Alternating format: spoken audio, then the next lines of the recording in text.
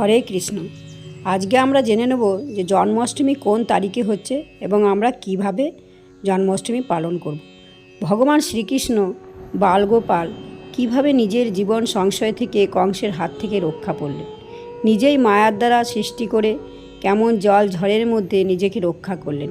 সেই ভগবানের জন্মাষ্টমী আমরা জন্মতিথিটা কেমনভাবে পালন করতে পারি। আজ আমাদের কতই আনন্দের দিন।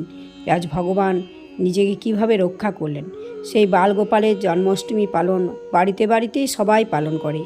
এই জন্মাষ্টমী পালনের বিধিনিষেধ কিছু নেই। এখন এক একজন এক এক রকম অনেক রকম করে বলে ফর্মুলা, যে এই করতে হবে এই করতে হবে। এখন ইউটিউব হয়েছে দেখে মানুষের মাথা চক্কর দিয়ে ওঠে যে আমি কোনটা করব, কোন বিধিটা ঠিক। এখানে কোনো বাধা নিষেধের কোনো ব্যাপার নেই। আপনার যেটা ভালো লাগবে, যেটা আপনার মন থেকে, যেটা আপনার ঘরের সন্তানের জন্মদিনে যেটাই আপনি পালন করেন, যেভাবে ভালোবেসে সেইভাবেই এখানে পালন করতে হবে। যে সেদিনই সুন্দর করে গোপালকে সাজালেন, নতুন বস্ত্র পরালেন এবং সুন্দর করে ঠাকুর ঘর যদি থাকে ঠাকুর ঘরটা ভালো করে সাজালেন। নানা রকম নৈবেদ্য সেদিনে বাজার থেকে কিনে না দিলেই ভালো হয়। নিজে হাতে সমস্ত কিছু তৈরি করে যদি বালগোপালকে সেদিন সেবা দেন, সেটাতে বেশি আনন্দ হয়।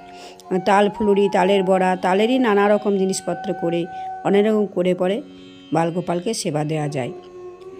গোপালকে আমরা যে যেমনভাবে দেখবে, কেউ সন্তান হিসাবে, কেউ ভাই হিসাবে, কেউ যে যেমনভাবে তাকে ডাকবে সে সেইভাবেই ধরা দেবে। তবে ডাকার মতো ডাকতে হবে। মন প্রাণ দিয়ে যদি কেউ ভালোবেসে তাকে ডাকে তো সে ধরা দেবেই। সেই গোপাল আমরা জন্মদিন পালন করব।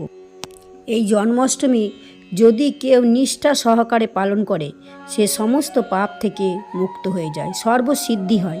যে ব্যক্তি ব্রত পালন করেন তার যত প্রকার পাপ আছে তার সব নাশ হয়। একেবারে যারা নির্জলা উপবাস করে থাকতে পারবেন না, তারা ফল জল খেতে পারেন। উপবাস মানে হচ্ছে নিকটে বাস। আপনি ধরুন সারাদিন নির্জলা উপবাস করলেন, অথচ মন তার চরণে দিলেন না, আপনার অন্যদিকে মন রইল, তাহলে আপনার ব্রতের কোনো ফলই পাবেন না। আর আপনি যদি খেয়ে দিয়ে পেট ঠান্ডা করেও যদি তার সারাদিন যদি তার স্মরণে থাকেন, ভগবানের স্মরণে থাকেন, তাহলে তাতেই আপনার ব্রত পালন করা হবে। তার কাছে মনটা নিয়ে যাওয়াটাই হচ্ছে সবথেকে কাজ।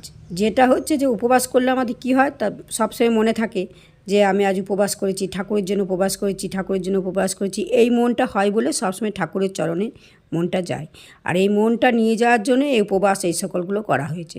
যদি আপনার শারীরিক কোনো অসুবিধা থাকে, আপনি উপবাস নাও করে থাকতে পারেন, তাতে কোনো বিধি নিষেধ নাই।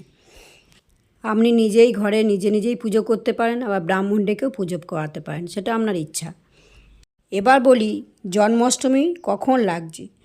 25শে আগস্ট 2024 রবিবার রাত 3:40 অষ্টমী শুরু হচ্ছে।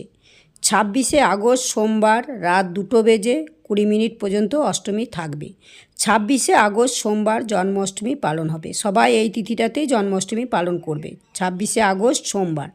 পালনের সময় হচ্ছে 27শে আগস্ট মঙ্গলবার দুপুর 3:38 পর শ্রীকৃষ্ণের জন্মাষ্টমীর ব্রতের পালন হবে।